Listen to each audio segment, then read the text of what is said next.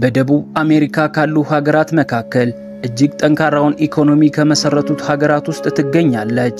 ቁጥራቸው ቀላል የማይባሉ ቅንጡ የሆነ ኑሮን የሚገፉ ዜጎችንም የያዘች ሀገር ስትሆን፣ በተቃራኒው ደግሞ በጣም ባልተሟላ የመሰረተ ልማት ባለባቸው እጅግ በተጨናነቀና ጽዳታቸው ባልተጠበቀ መንደሮች እየኖሩ ፍቅራቸውና ህብረታቸው ግን አይበገሬ የሆነባት መንደር፣ ቆሻሻም ጣፋጭ ምግብም አደንዛዥ ዕፅም በተመሳሳይ ሰዓት ሊያውዱት የሚችለው እነዚህ መንደሮች ውስጥ ነው። ነዋሪዎቿ በዙሪያቸው በብዙ ትኩረትን በሚሰርቁ ነገሮች ቢከበቡም ከደሳሳ መንደራቸው አልፈው በዓለም መድረክ ተጽዕኖ ፈጣሪ ልጆችን ማፍራት ወደማይታክታቸው የብራዚል ፋቬላ መንደሮች በምናብ ልንወስዳችሁ ሰዓታችንን ጠብቀን መጥተናል። ቻናላችንን ሰብስክራይብ በማድረግ አብራችሁን ሁኑ።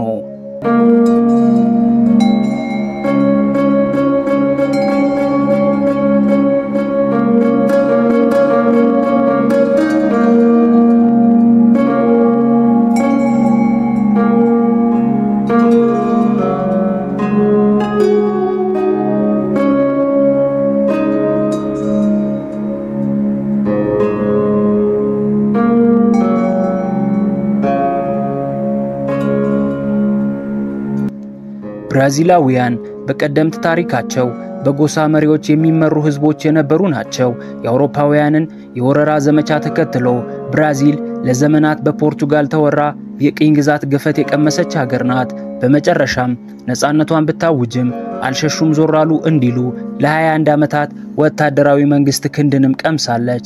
ከዛ በኋላም ዘመናዊ ስርዓተ መንግስትን መስርታ በእኛ ሀገር ክልል በምንለው በ26 ክፍለ ሀገሮች የተዋቀረ ሀገረ መንግስት ያጸናች ሀገር ናት። የሀገሪቱ የሥራ ቋንቋም ፖርቹጊዝ ሲሆን የ216 ሚሊዮን ዜጎች መኖሪያ ሀገርም ናት። ሀገሪቱ በቡና፣ በአኩሪ አተር፣ በስኳር ዘይትና ኢታኖል ምርቷ በዓለም አቀፍ ደረጃ ከቀዳሚዎች ተርታ የምትሰለፍ ሀገር ናት። በላቲን አሜሪካ ከሚገኙ ሀገራት ግዙፍ ኢኮኖሚ ካላቸው ሀገሮች ውስጥም አንዷ ስትሆን ከዓለም ከቀዳሚ 10 ሀገራት መካከል የምትሰለፍ ደረስኩ የምትል ሀገር ናት።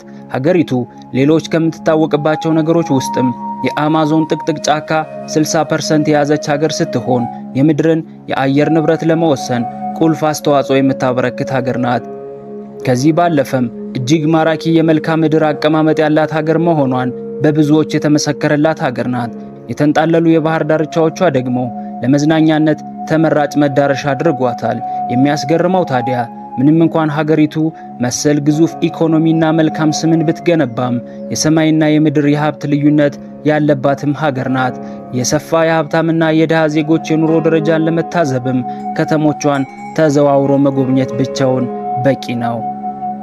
ብራዚላውያንም ለዚህ የሀብት ልዩነት ሙስና ግንባር ቀደም ጠላታችን ነው ሲሉ ወደ ሙሰኛ መሪዎቻቸው ጣታቸውን ይቀስራሉ።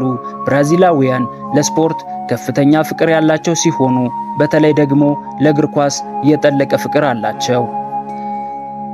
ታዲያ ዛሬ ስለነዚህ ውብ የብራዚል መዝናኛ ስፍራዎችና ቆነጃጅት ኮረዳዎቿ ልናወራችሁ ሳይሆን በተዛዘሉ መንደሮች ውስጥ በችግርና በፍቅር ስለሚኖሩ 11 ሚሊዮን ስለሚጠጉ ብራዚላውያን ወይም የሀገሪቱን 6% የሚሸፍኑ ዜጎችን እንደያዙ ወደሚነገርላቸው የብራዚል ፋቬላ መንደሮች አስገራሚ አኗኗር ልናጫውታችሁ እንጂ።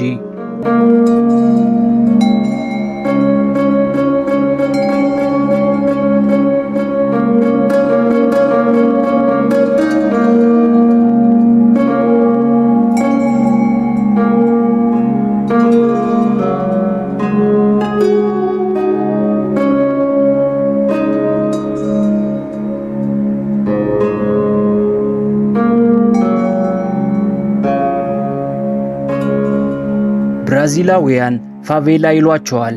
አቻፍቼውም መንደር ማለት ሲሆን በከተማ የሚኖሩ መደበኛ ያልሆኑ ነዋሪዎች በራሳቸው በነዋሪዎች ጉልበት የተገነቡ ቤቶች፣ ደካማ የመሰረተ ልማት ዝርጋታና በነዋሪዎች የተጨናነቀ መንደርነታቸው መገለጫዎቻቸው ናቸው። እነዚህ መንደሮች በዋናነት በብራዚል ዋና ከተሞች ውስጥ የሚገኙ ሲሆን ለአብነትም በሪዮ ዴ ጄኔሮ፣ ሳኦ ፖሎና ሳልቫዶር ከተሞች በብዛት ይገኛሉ።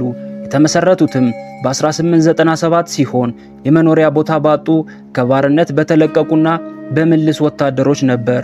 በጊዜ ሂደት የኑሮ ሸክም ትከሻቸውን ያጎበጣቸው ብራዚላውያን የቤት ፍላጎት መጨመሩን ተከትሎ ከተለያዩ የብራዚል አካባቢዎች እየተነሱ ወደ እነዚህ ፋቬላ መንደሮች መትመማቸው ዛሬ ላይ መንደሮቹ ለያዙት ስፋት እንደ ምክንያት ይገለጻል። የፋቬላ መንደር ነዋሪዎች ከድህነት ወለል በታች የሚኖሩ ለምግብ፣ ለጤናና ለትምህርት ወጪዎቻቸውን ለመሸፈን እንደ ተራራ የከበዳቸው ነዋሪዎች ናቸው። የንጹህ መጠጥ ውሃ፣ የመብራት፣ የመንገድ መሰረተ ልማት ሽፋኖች ደካማ የሆነባቸውም ናቸው። መኖሪያዎቹም በተራራ ቦታዎች ላይ የሚገነቡ ጠባብና የተጨናነቁ ሲሆኑ ለመሬት መንሸራተት የተጋለጠ አቀማመጥ አላቸው። ከዚህ በተጨማሪም እነዚህ የፋቬላ መንደር ነዋሪዎች በተቀረው የሀገሪቱ ዜጎች መገለል የሚደርስባቸው ሲሆን እንደ ሌባና አጭበርባሪም ስለሚቆጥሯቸው ነው። ለሥራ ዕድል ፍለጋ ወደ ዋና ከተማዎች ሲያቀኑም በራቸውን የሚዘጉባቸው ነዋሪዎች ቁጥር ቀላል አይደለም። በእነዚህ መንደሮች ውስጥ ምናልባት ጉዳይ ኑሮት ትራንስፖርት ካስፈለገው እነዚህ የፋቬላ መንደሮች ተራራማና ጠባብ መንገዶች ስላሏቸው በፍጥነት ለመድረስ የሞተር ሳይክል ታክሲዎችን ካልተጠቀሙ ካሰቡበት ለመድረስ እንጠራጠራለን። ታዲያ በሞተር ሲጠቀሙ መርሳት የሌለበት ነገር ንብረቶን በስርዓት መሸከፎን ነው። ምክንያቱም ደግሞ በየቅያሱ የተኮለኮሉት የውንብድና አባላት ንጥቂያ ሰለባ ሊሆኑ ስለሚችሉ ነው። በእነዚህ መንደሮች ያለውን የወንጀል ንጻሬ ስንመለከት ምንም እንኳን የመንደሮቹ ነዋሪዎች በየሚዲያው እንደሚጋነነው አይደለም ቢሉም ከሌሎች የከተማዋ ክፍል በበለጠ ግን ከፍተኛ የወንጀል ንጻሬ ይታይባቸዋል። ለዚህ ማሳያ የሚሆነው ደግሞ የከተማዋ የወንጀል ቁጥራዊ መረጃዎች ናቸው። ለምሳሌ በእነዚህ መንደሮች የግድያ ወንጀል ከሌሎች የከተማዋ መንደሮች ከ5 እስከ 10 እጥፍ የጨመረ ነው። ሌላኛው በእነዚህ መንደሮች የሚፈጸመው ወንጀል ደግሞ የአደንዛዥ ዕፅ ዝውውር ሲሆን እነዚህ ተግባሮች ደግሞ በግልጽ ሳይሆን በድብቅ ለፖለቲካው በቀረቡ ሰዎች ህቡ ተሳትፎ ጭምር እየታገዘ እንደሚፈጸም ይነገራል።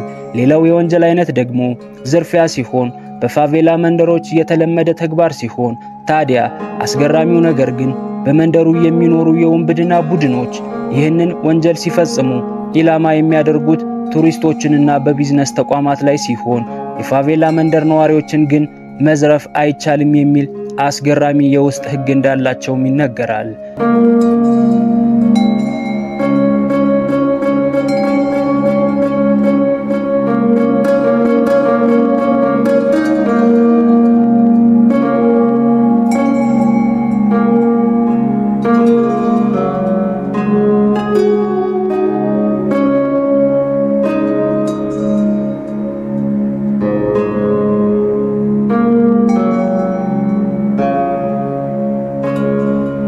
መንደሮቹ እነዚህን አይነት መሰል ወንጀሎች የበዙበት ከተማ ስለሆኑ ፖሊስም ከፍተኛ ነፃ እርምጃዎችን በአካባቢው እንደሚወስድ ይነገራል። ለዚህ ማሳያው ደግሞ 2019 በሪዮ በሚገኙ የፋቬላ መንደሮች ብቻ ወደ 1800 ሰዎች መገደላቸው ይነገራል። ይህ ቢሆንም ታዲያ አሁንም ድረስ የብራዚል ፖሊሶች ወደ እነዚህ መንደሮች ዘመቻ ሲታዘዙ ብርክ ይዛቸዋል። ምክንያቱ ደግሞ እነዚህ የውንብድና ቡድኖች በጦር መሳሪያ ዝውውርም ስለሚሳተፉና ፖሊሶችን በተመሳሳይ ቋንቋ ሊያናግሯቸው ስለሚችሉ ነው። እነዚህ መንደሮች ምንም እንኳን መሰል የህይወት ፈተና ኑሯቸውን ቢያከብድባቸውም ሌሎች ችግሮቻቸውን የሚያስረሷቸው ነገሮችም አላጡም። ከነዚህ ውስጥም ግንባር ቀደሙ ነገር በእነዚህ ሰፈር ውስጥ ያለው የመተጋገዝና የመደጋገፍ በጋራ ችግሮቻቸውን የመፍታት አቅማቸው እጅግ ጠንካራ መሆኑ ነው። ከዛ ባለፈም ምንም እንኳን የከተማ ሰዎች እኛን እንደ ዱርዬ መንደራችንን እንደ ሌባ መሰብሰቢያ ቢያዩትም እኛ ግን ከሀገሪቱ መዲና በላይ በእነዚህ መንደሮች ውስጥ ስንሆን ደህንነት ይሰማናል ሲሉ የሀብት ደረጃ ተቃራኒዎቻቸውን ወረፍ ያደርጋሉ። ከአቅማቸው በላይ የሆነ ችግር ሲገጥማቸውም ችግሮቻቸውን ለመርሳት ከድባቴ ለመውጣት ሰብሰብ ብለው በካርኒቫል መሰል ድግሶች ጠፍጥፈው በፈጠሩት የሳምባ ዳንሳቸው ታጅበው ደስታቸውን ማጣጣምም የሚወዱ ህዝቦች ናቸው። መንደሮቻቸውም በግድግዳ ስዕሎቻቸው ከዜጎች እኩል የማህበረሰቡን ፍቅር፣ ሀገራዊ አንድነት ለመፍታት የሚናፍቁ መሆናቸውን ለመረዳት የግድግዳ ጽሑፎችን መመልከት ብቻ በቂ ነው። ከዚህ ባለፈም ድህነት የተጫናቸውን ቤቶቻቸውን በተለያዩ ቀለማት እንዲያሸበርቁ በማድረግም ይታወቃሉ።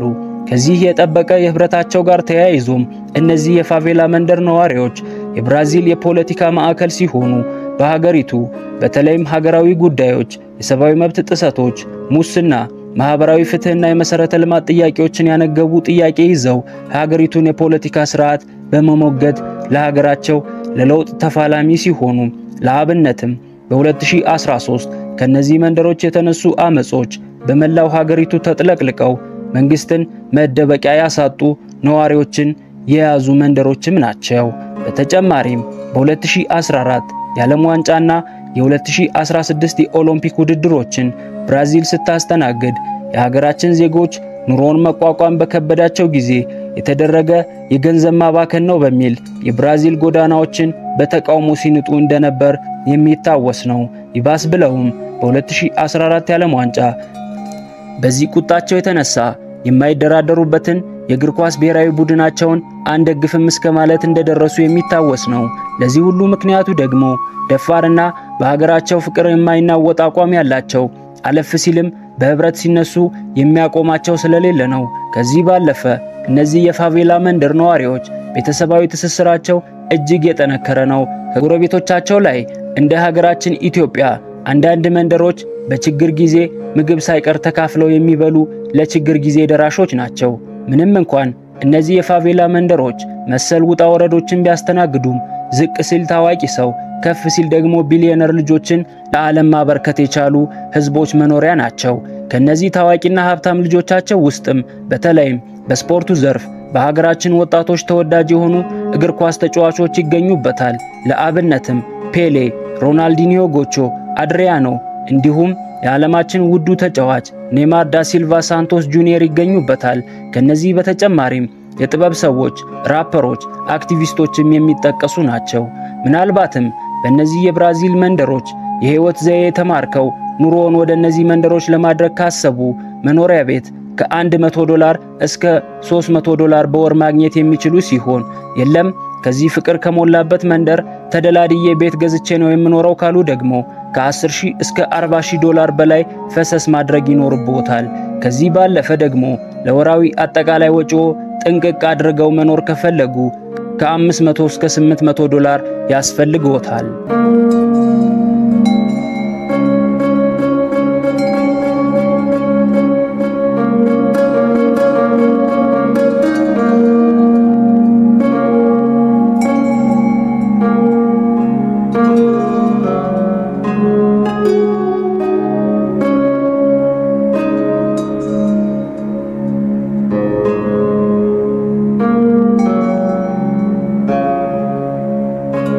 ድህነትንና ፍቅርን ከኑሮ ውጣ ወረድ ጋር አሳልጠው የሚኖሩትን የብራዚል ፋቬላ መንደር ነዋሪዎች የቃኘንበት መሰናዷችን ይህንን ይመስል ነበር።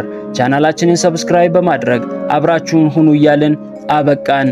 ሰላም።